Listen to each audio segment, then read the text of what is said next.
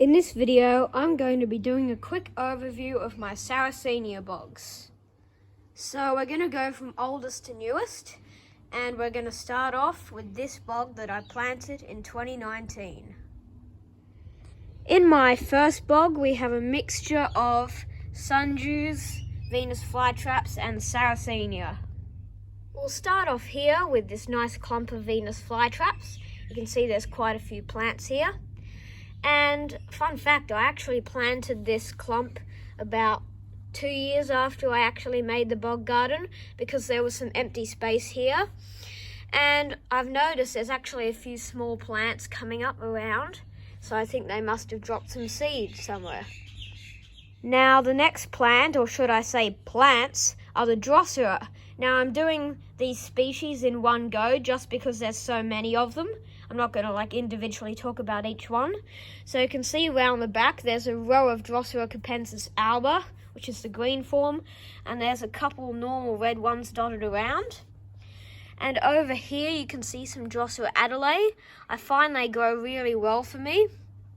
You can see there's plants sprouting up everywhere over here as well. And you notice that this larger plant actually has a flower coming up. And that's wonderful because that flower will probably send off more seed, and that means more Drosera Adelaide. You can never have too many. Let's start getting into the Sarracenia. So right here is a large Sarracenia Daniel Rudd that has about 3 growth points. This is one of my favourite Sarracenia just because of the easiness of growth and the wonderful veining on the pictures. Right now I'll pop up a picture on the screen of what it looks like in peak season. So you can really see how beautiful it is.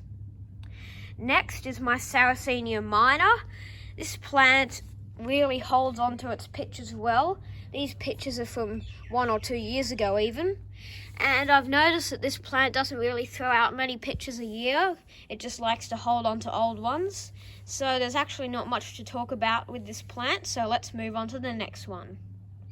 And I almost forgot to say, there's actually a little Sarracenia Daniel Rudd division that I planted. Next, with this unusual flower coming out of it, is just an ordinary Sarracenia flava.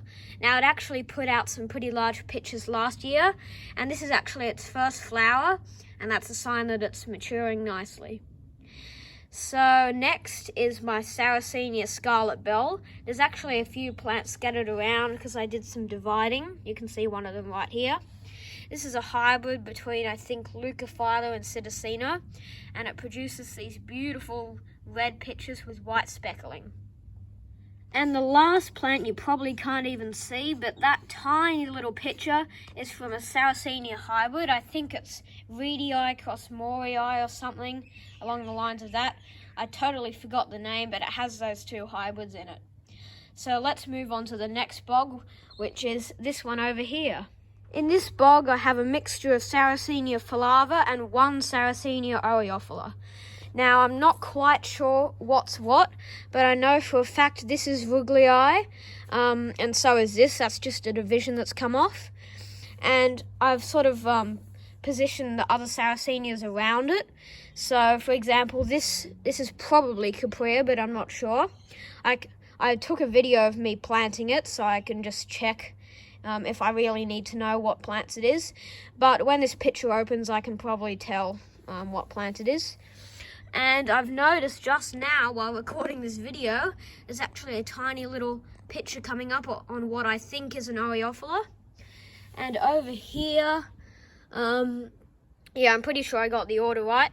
That's a Rubicapora, I think, or it's Rubicapora cross Ruglii, but I'm not sure. So, this is a nice little bog of just Sarracenia flava, and I actually put some Drosera around the edges later on. Now for, in my opinion, the prettiest bog. This one has 2 Sarracenia species and a couple Drosera species. So you can, oh wow, there's actually a Drosera spaculata popping up. Hadn't noticed that before. That's pretty cool. I have 2 Sarracenia hybrids in here, as I mentioned, but I actually, oh no, the tags are here on one of them, that is. This nice squat purple one is a Sarracenia purpurea cross cortii. So keep that tag in there. Usually they fall out and then the plant's names are lost. But this one here is a purpurea hybrid. It's like a Mitchelliana with no veining. I've got the name somewhere.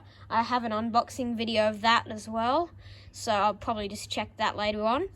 And there's the two varieties of Drosera capensis.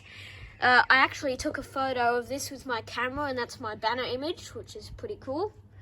And you'll notice that these plants have many flowers popping up. So also, just to mention, this hybrid, the pictures last forever. I think these ones around the edges are from 2 or 3 years ago. So let's move on to the newest bogs. Now, this is one of 2 bogs that I planted yesterday. Sorry for the bird noises in the background, but you can see that it has 3 major plants in here. This is a Sarracenia flava caprea Ross Rowe. It's one of the best cultivars in Australia. And this is a Sarracenia flava atropurpurea. It's called FRT1-1, which stands for flava red tube. You can see it's got 2 growth points. And I just decided to put one of my pots of mixed fly traps and Drosera filiformis in here as well. So it might take a while for this bog to sort of take off and grow moss and everything like the others. So let's move on to the final one. This bog may look like it has 3 Sarracenia, but it's actually 1 large rhizome of atropurpurea flava red tube 1-1, the same plant as in the last bog. I actually got 2 of these just because I love red flava, and I added my other filiformis in here just for the looks. Filiformis is my favourite species of Drosera just because of its long, slender leaves. I think they look pretty cool. So thanks for watching this short video on my Sarracenia bogs, and I'll see you in the next one.